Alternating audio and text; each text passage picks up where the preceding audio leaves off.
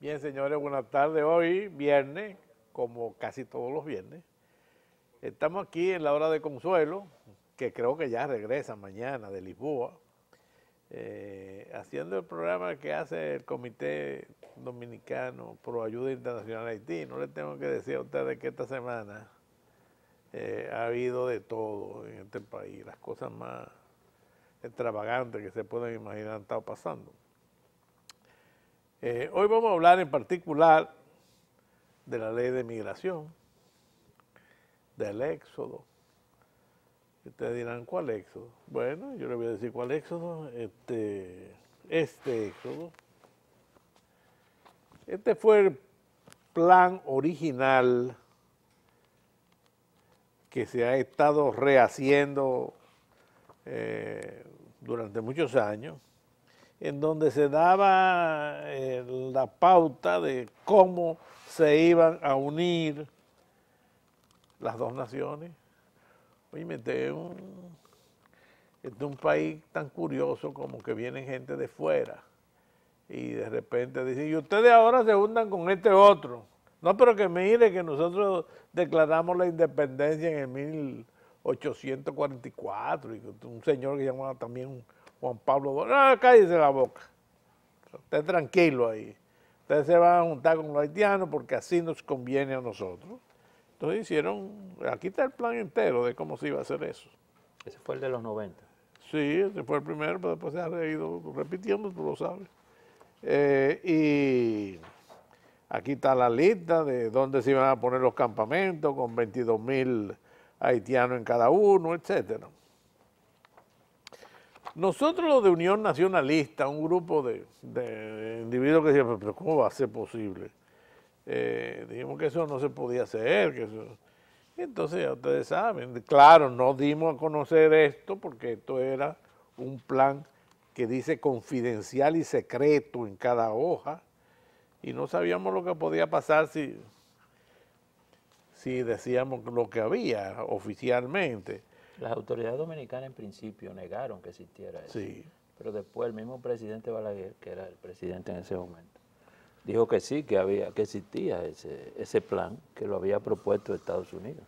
Antonio se me está adelantando y yo no se he presentado todavía, Antonio. Antonio Gil, un periodista de larga data, uno de los individuos, un historiador, yo no le voy a decir más cosas porque no le gusta que yo diga todas las cosas de él. Bueno. El historiador es Fran Moya, mi amigo. No, pero... Está bien. Estuvo junto con Jesús Ferri y con un servidor haciendo más de 10 años un programa que se llamaba Ecología, Salud y Educación. Claro, no era un programa, no era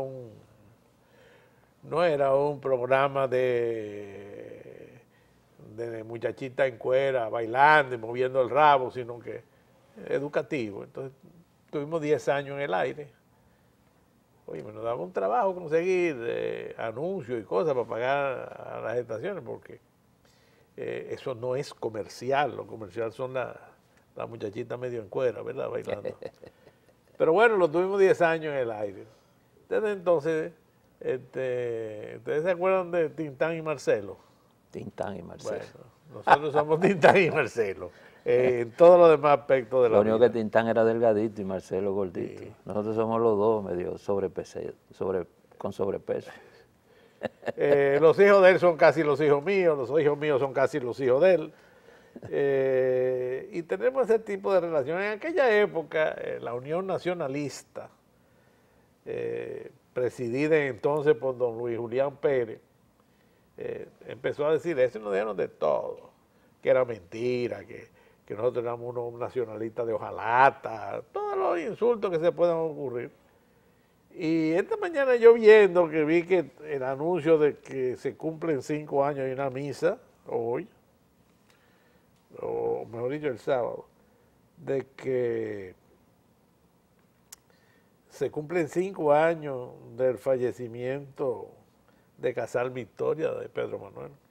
Hay una misa y ya hace 5 años, Entonces recordé que, entre otras cosas, además de don Luis Julián Pérez, que ya murió murió Velázquez Mainardi, murió Pedro Manuel Casal Victorio, murió Abelardo Piñeiro, etcétera. Todo eso fueron nacionalistas que lucharon por lo mismo que estamos luchando ahora, que ya se fueron, pero todavía quedamos algunos. Ese es el plan Éxodo. Lo de Haití sigue caliente. Entonces vamos a hablar de eso. Y vamos a hablar de la ley de regulación. Todo el mundo hablando de la ley de regulación, que si la ley de regulación, que si los haitianos no negocian con nosotros, si no se hace primero la ley de regulación, que se vayan para el carajo. Si ellos no quieren conversar con nosotros, que no conversen. Pero ¿cómo va a ser posible que una nación como Haití, que ni es nación, ni es Estado, ni es república, ni es nada, venga a imponernos a nosotros una cuestión interna de nosotros? Y nosotros aquí los dominicanos con el rabo entre las piernas. No. Si no quieren hablar, que no hablen, que no importa a nosotros. Y nosotros aquí tenemos el derecho, por soberanía y por todo lo demás, a hacer lo que creamos prudente en nuestro país. Así que si no les gusta, bueno, malo para ellos. La ley de regulación, que si cómo la va a hacer, que si fulano dijo, que si se va a hacer así, que si tiene que decir lo otro, que si va a afectar. Miren, señores, propuesta de ley especial de naturalización. Ese es un trabajo increíblemente interesante, valioso, que lo hizo gratis Juan Manuel Rosario, con la cooperación y la ayuda de otros grandes juristas, como Castillo Pantaleón, como José Miguel Vázquez, etcétera. Ahí está hecha la ley, de cabo a rabo. Ahí no hay nada que quitar ni que poner. Esa ley está hecha y en la última página dice, dada en la sala de sesiones, Palacio del Congreso Nacional, en Santo Domingo de Guzmán, Distrito Nacional, capital, a los X días del mes X, del año tal, tantos años de la independencia y de la restauración. Eso nada más tiene que firmarlo el presidente.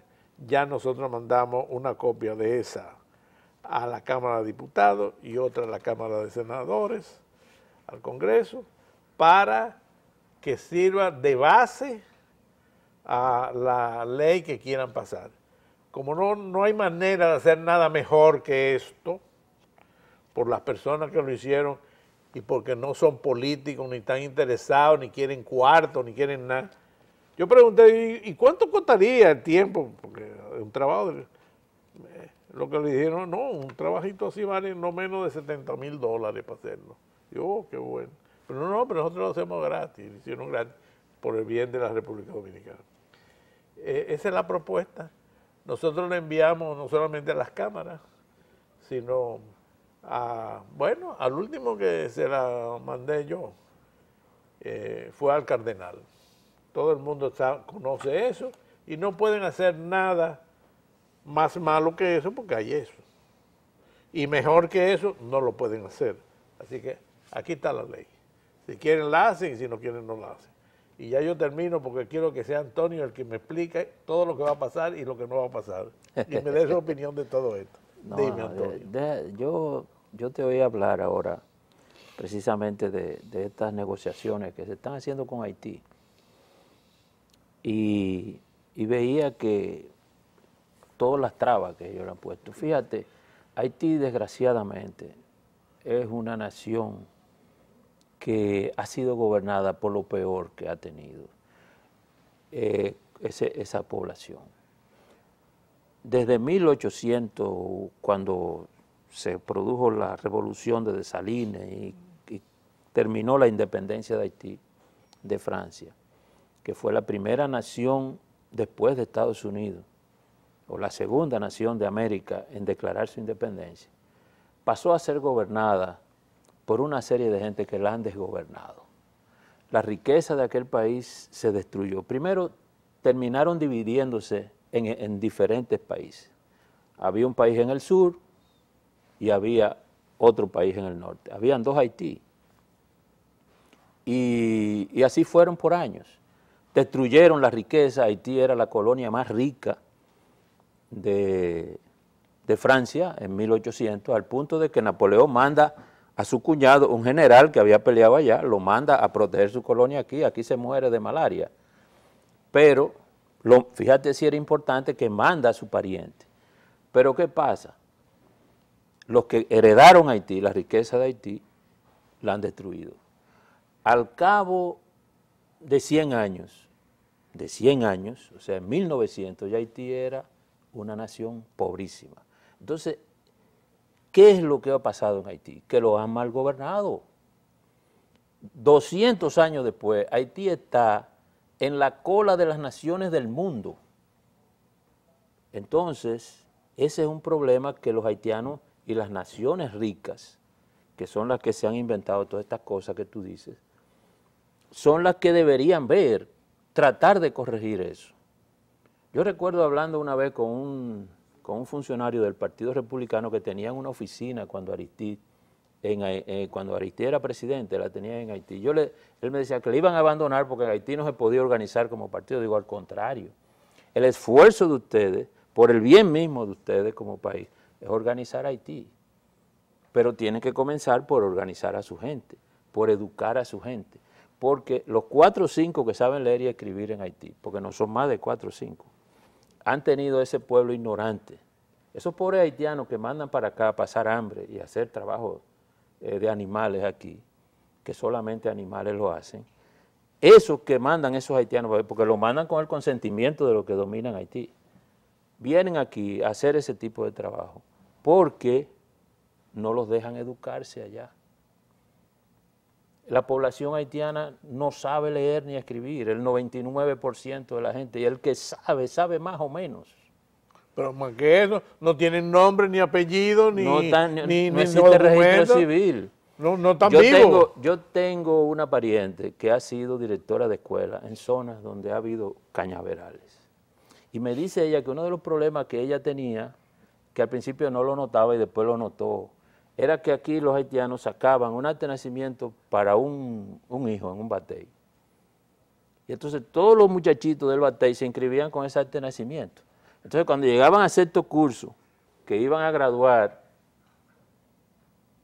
a los muchachitos que ya sabían leer o que iban a pasar, salían todos los títulos, 20, 30 títulos con el mismo nombre. Entonces, ¿cómo es la cosa? Porque se inscribió fulanito, menganito, y no, porque ellos veían, no, hay que llevar un papel de registro civil, y llevaban un papel. ¿Por qué? Porque el nivel de desconocimiento de la organización social que tiene el pueblo haitiano, lamentablemente, es grave. ¿Tú te acuerdas de aquel muchacho que era empleado tuyo, que yo le traté de organizarle sus papeles aquí en el país? Él no pudo conseguir el acta de nacimiento de él, ni del papá. Ni del papá. ¿Tú te acuerdas de él? De Bernardo. Pero no pudimos arreglarle los papeles, porque él no tenía ningún documento. No estaba registrado como ser vivo en ninguna parte. En ninguna parte. Entonces, esa es una crisis que hay.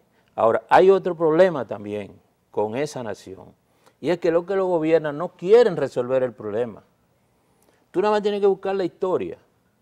La República Dominicana ha estado negociando con Haití hasta el asunto de la frontera. Establecer la frontera ha sido un problema para la República Dominicana, hasta que se estableció de mala manera. Pero aquí hasta el Papa, León XIII, lo buscaron como mediador para negociar entre Haití y la República Dominicana a final del siglo XIX. Y llegó un momento que el Papa dijo, no, resuelvan eso ustedes. ¿Por qué? Porque era lo mismo que ahora. Nos reunimos el lunes, no, el lunes yo no puedo. Nos reunimos el martes yo no voy. El miércoles no voy, no puedo, no quiero. ¿Por qué? Porque es un negocio para la sociedad que domina el grupo de gran capital en Haití, mantener los esclavos aquí, mantener esos pobres haitianos aquí que vivan así, escondidos, como tienen que vivir, que cuando llega el vehículo de inmigración, tú ves que se arma un corre-corre, porque los pobres no saben qué hacer. Entonces, Es eso lo que hay que resolver, pero a eso debe contribuir las Naciones Unidas, que está metida ahí. A eso debe ser. En Haití debe actuar las Naciones Unidas. Vamos a corregir esto. Y vamos a hacer escuela, enseñarlo a leer y escribir en un idioma universal. No hacer lo que hizo Aristide para mantener esa esclavitud. Y que ponerlo a estudiar en creol. Los niños salían de que alfabetizados en creol. Que pero no hay libro, no hay libro en no creol. hay nada que leer. Después los libros de aprender la grafía y la cosa en creol. No hay nada con que seguir adelante. Lo que tú oyes, las emisoras, que hay emisoras que transmiten en creol y transmiten en francés. Pero allá no hay con qué seguir la educación. Entonces hay que educarlos en un idioma universal que les sirva para cuando esos niños salen de la escuela puedan seguir educándose. Porque tú me dices, bueno, hay un manual de mecánica de automóviles en creol, pero no lo existe. Hay un manual de latín para el que habla creol, no lo existe. Entonces, ¿qué educación es lo que le van a dar al pueblo haitiano? Que sepa oír una radio y escribir 3 más 4, eso no. Hay que educarlo para que progrese ese pueblo. Entonces, los franceses que se inventaron Haití deberían interesarse en resolver ese problema, porque cuando ellos hacen la reunión de francófonos, llevan a Haití, pero llevan a un moreno rico, no llevan allá el muchacho que trabaja allá, no lo llevan, ese no va, ese no cuenta. Ese es de lo que tiene que salir huyendo cuando llega a migración. Pero ¿a quién llevan? A un Dupont, a un Dubois, a un que tiene 75 automóviles en Haití. O un árabe, porque hay muchos árabes allá ricos. Sí, pero no son ahí medio haitianos. Bueno. Pero lo que tienen los herederos de los 200 años de crisis, están ahí todavía gobernando eso. ¿Tú oyes? Eso es lo que, ahí es donde tiene que resolver, pero ahí tiene que meterse Naciones Unidas y de verdad resolver el problema, no hablar pendejada en los periódicos y escribir libritos, porque entonces ahora todo es escribir un libro, una tesis, y traen 25 estudiantes de Harvard, de que sé yo qué, una tesis, un libraco así. No, vamos a resolver de verdad el problema haitiano. Que haya interés real en esas instituciones en resolver el problema de Haití. No inventarse de que estos campos de concentración que querían hacer aquí en los 90. Ya Jorge Blanco lo había hecho, la gente se olvida de eso. En la administración de Jorge Blanco, en un momento que hubo una cantidad de haitianos que no sabían qué hacer con ellos, después que comenzaron a cerrar los primeros ingenios del CEA, se inventaron unos campos de concentración y metían a los pobres haitianos igual que los nazis, los metían entre alambre de púa, vigilados por guardia. Si no lo publicamos en los periódicos en esa época, sabrá Dios lo que hubiera ocurrido ahí, porque los metían ahí, pero se olvidaban de que esa gente comen, beben agua y tenían necesidades fisiológicas, lo metían ahí, como cuando tú metes vaca en un potrero. Entonces, los periódicos tuvimos que hacer una campaña para eliminar eso. Pero ahora venía lo mismo. Si eso se da en los 90, si no es porque se produce ese escándalo de los 90, que al principio la administración de Balaguer lo negó, hasta que el presidente Balaguer dijo que sí. Pero al principio los militares, que fueron los que firmaron el acuerdo, parece que sin permiso de Balaguer, decían que no. Pero eso era un acuerdo firmado con las autoridades de Estados Unidos para crear esos campos de concentración. Pero se armó el lío porque saltó a los medios de comunicación. Pero ¿qué pasa? ¿Se resolvió con eso nada? De eso hace más de 20 años, hermano. Oh, sí, claro. De eso hace más de 20 años y eso está ahí igualito. Entonces, ¿qué es lo que ocurre? Con Haití, lo único que puede resolver el problema de Haití, que por lo visto ahí es que las grandes potencias hacen caso, es que se arme un lío, como lo que se arma en África cada rato, como lo que hay ahora. Ahora mismo hay un lío grandísimo en África. Exactamente. Que se arme un lío grande y que entonces ellos decidan venir a resolverlo. Señores, ahora es que hay el tiempo de resolverlo, que pueden precisamente crear las condiciones para educar a ese pueblo, educar al haitiano. Olvídense de los viejos, todo el que tenga más de 20 años, no le hagan caso, déjenlo ahí, pero cojan a los niños, y comiencen a educar por abajo ese pueblo. Lo único que va a salvar a Haití, lo único que lo va a sacar de esa miseria y de que esta gente tenga que andar por aquí dando lástima y aceptando trabajos inicuos que ningún dominicano quiere hacer. La única manera de librar eso no es echándonos la culpa a nosotros, es quitándolo a los que están gobernando Haití, los que han gobernado Haití a 200 años. Pero eso han gobernado Haití con el permiso de las grandes naciones. Con el auspicio de las grandes naciones. Con la autoridad de esas grandes naciones.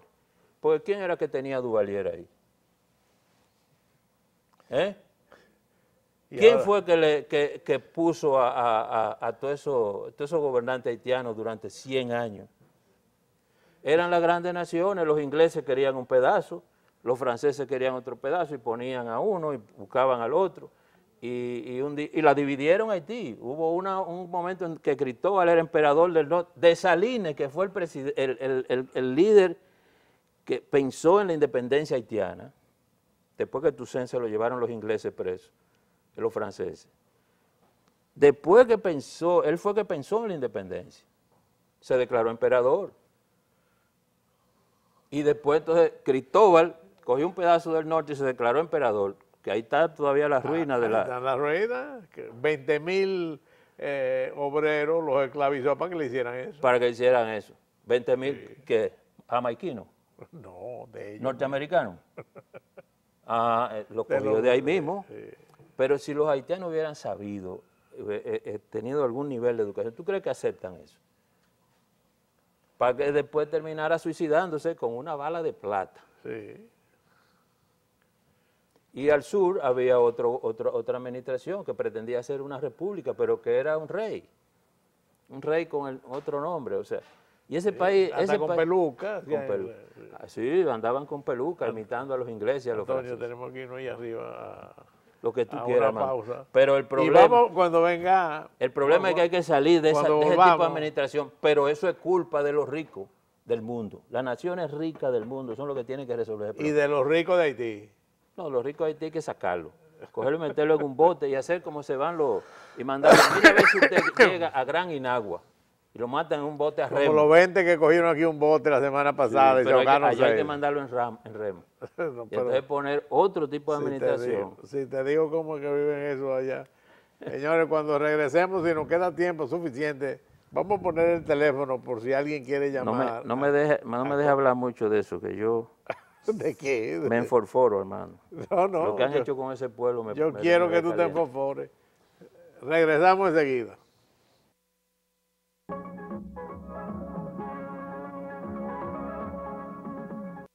Señores, aquí estamos de regreso. Yo quisiera como quedarme media hora más para que dijéramos una serie de cosas y además para que los teléfonos sirvan para que alguien pueda llamar. Pongan los números ahí para ver si tenemos un poquito de tiempo. Antonio en el intermedio me estaba diciendo algo que yo quiero que él se lo diga a ustedes. Lo de la situación con Haití. Yo te voy a decir, lo que yo te decía era un aspecto importante de lo que estamos viendo ahora en la isla, que nadie enfoca, y por eso es que yo digo que lo que hay que cambiar es la estructura de gobierno que ha existido en Haití en estos 200 años. Porque en 1822, cuando se produce la ocupación haitiana, que no hay resistencia de los dominicanos, ellos vinieron y entraron, era porque Haití era mucho más rico que nosotros. O sea, ellos arrancaron su independencia con un nivel de riqueza extraordinariamente alto con relación a la República Dominicana. Entonces, los dominicanos vendían sus productos allá y Haití era una fuente de ingresos por eso. Pero era muy interesante, Armando, porque había mucha relación comercial, pero sin embargo los dominicanos no se mudaban a vivir en Haití, se quedaban viviendo aquí, que es un fenómeno interesante que debería estudiarse y ver qué es lo que ocurría. Son dos culturas aparentemente muy asimilables, pero son muy diferentes. ¿Qué ocurre? Vienen ellos, los dominicanos querían esa riqueza y vienen para acá. Pero si tú lees el manifiesto de enero del 44, donde los independentistas dicen por qué se van a separar de los haitianos, dicen que estos 22 años que hemos estado sometidos por los haitianos, en vez de mejorar nuestra situación, se ha empeorado. Sí, pero Antonio, acuérdate también que los haitianos hicieron un arreglo con los franceses y quedaron en darle una cantidad de dinero a cambio de que lo dejaran tranquilo con la independencia. Porque Francia no reconocía, Francia Exacto. seguía teniendo a Haití como su colonia. Por suerte, para los haitianos, Francia se vio involucrada en una serie de problemas políticos entre reyes, repúblicas, y tuvieron la revolución se extendió más de lo que dice los libritos de historia, hasta 1840 y pico. Entonces, uno de los reyes franceses convino en aceptarle la independencia, reconocer su independencia, siempre que le pagaran una suma de dinero. Pero ¿qué pasa? Entonces los haitianos se mudaron para acá, Y querían que los dominicanos se inventaron un impuesto para ponerle, para pagarlo. para pagar eso que querían. Y la deuda de ellos, que Pero- la pagáramos nosotros. Pero se armó un lío con eso, porque no había ni el dinero aquí, la gente era muy pobre, la gente no tenía con qué ni pagarle. Entonces, ¿qué ocurrió? Por eso te Antonio, digo eso. tenemos una llamada. A ver. Vamos a ver la llamada para seguir con él. Nada más tarde. Buenas tardes. Buena. Wilson. Díganos. ¿Qué pasó? No, se cayó eso. Pues sí, el problema de eso era que ellos tenían los recursos, nosotros no. Pero ellos comenzaron, como yo te decía, varios escalones por encima, su independencia comenzó, ellos estaban mucho más ricos que nosotros, mucho más adelantados en esa riqueza. En 1844 nosotros éramos todavía más pobres que ellos, cuando aquí se declara la independencia. Pero ¿qué ocurre? Aquí se abren las escuelas, aquí se comienza a educar a todo el mundo, que por cierto no fue una revolución como la de ellos. En el mismo manifiesto de los padres de la patria se le dice que el que se quede aquí, el haitiano que se quede aquí, iba a ser asimilado por la sociedad dominicana. Y aquí hay muchos apellidos haitianos